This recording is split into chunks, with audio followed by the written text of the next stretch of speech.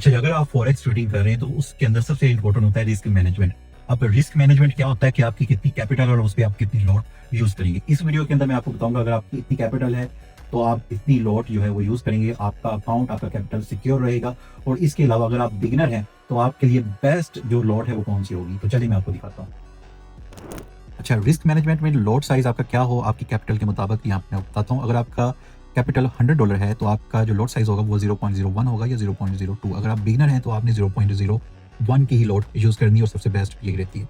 अगर आपका कैपिटल 200 से 300 है तो आपने 0.02 या 0.04 की लॉट यूज़ करनी है।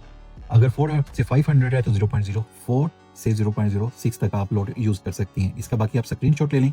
अगर आपका कैपिटल 1000 है या 2000 है तो आप 0.10 या 0.15 की लॉट ले सकती हैं। और अगर आपका कैपिटल 9000 है या 10000 है तो आप 0.90 या 1 स्टैंडर्ड लॉट जो है वो आप यूज़ कर सकती हैं। लेकिन एक चीज़ ज़हन में रखिएगा, जितना ज़्यादा कैपिटल अच्छा है और जितनी ज़्यादा आप लॉट ज़्यादा यूज़ करते हैं आपका रिस्क भी ज़्यादा हो जाता है। अगर आप बिगनर हैं तो आपकी कैपिटल अगर 500 बिलो है तो आपने कोशिश करना है कि 0.01 या 0.02 ही लॉट आपकी हो। बाकी इसका स्क्रीनशॉट ले लें और इसको अगर फॉलो करेंगे तो इंशाल्लाह आप अच्छा प्रॉफिट गेन कर सकते हैं।